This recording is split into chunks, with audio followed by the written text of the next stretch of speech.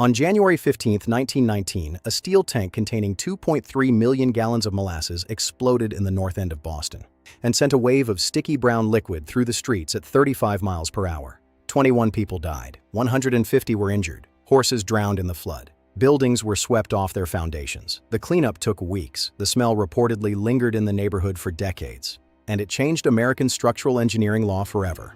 The Purity Distilling Company had built the tank in 1915 to store molasses used in the production of industrial alcohol, a product in enormous demand during the First World War for the manufacture of munitions. The tank was built fast, built cheap, and built badly. It leaked from the moment it was completed. Neighborhood children reportedly collected the molasses that seeped through its seams. Workers could hear the metal groaning. Multiple complaints about the tank's structural integrity had been ignored by the company.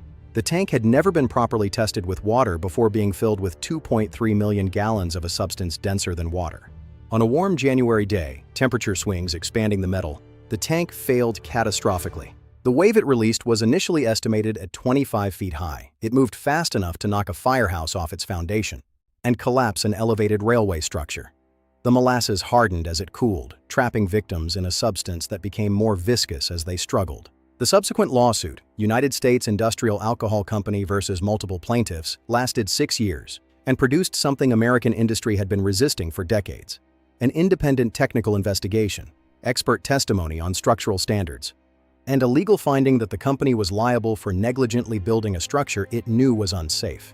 The case established the principle that corporations are liable for structural failures they had reason to anticipate. It seeded the movement toward mandatory engineering inspections, independent structural certification, and the regulatory framework that governs construction safety in America today.